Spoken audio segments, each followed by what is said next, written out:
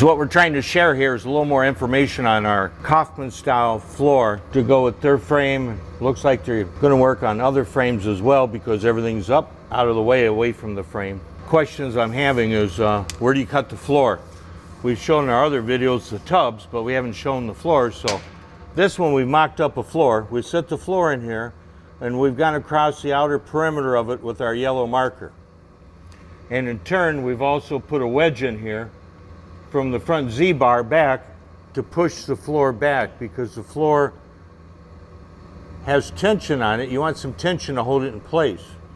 And so this will take you back approximately, you take the tension off of it and it springs it forward.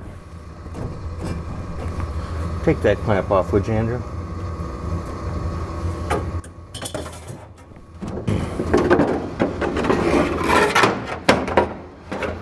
When the floor is just sitting in there, it's not going tight against the rear bulkhead. Okay, it's not supposed to go tight.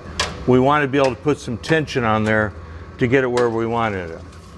We've already cut the floor out of this on something else that we're working on, but we're putting this style floor back in here for an example. So you can see right now there's a gap there. When you put your tension in here, it pushes it back. Okay, and so I like to use forms of wood to hold something in place, clamps. Anytime you can clamp something, hold it in place with a piece of wood, you're ahead of the game. Okay, don't like to use screws if we don't have to. I try not to use any screws, period, especially in a final build. The only time you might catch me using the screws on something that we're prototyping that's going to have a mold made, and you'll never see that mark of that screw. But down the road, when you use screws to screw a car together with, chances of seeing that screw hole are going to come back and bite you in the ass. So we marked the perimeter, the back. Okay, so you're going to come down that, measure that down approximately 1/2 inch, and you're going to cut your bulkhead off across the back. And so now this floor sits on the existing floor back here.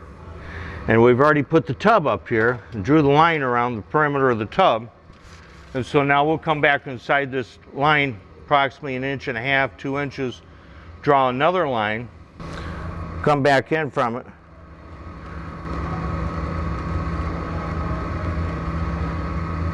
And that's going to be where we cut. So we're going to come back down, draw our line, cut that out.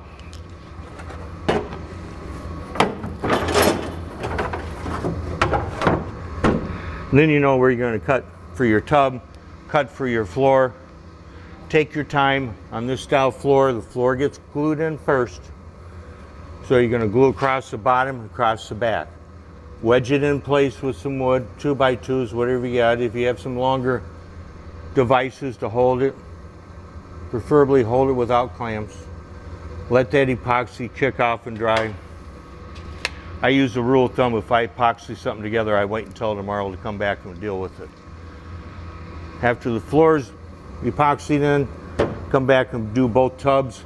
Then again, you can take some wedges across there to hold that tub in tight. Walk away from it until it's kicked.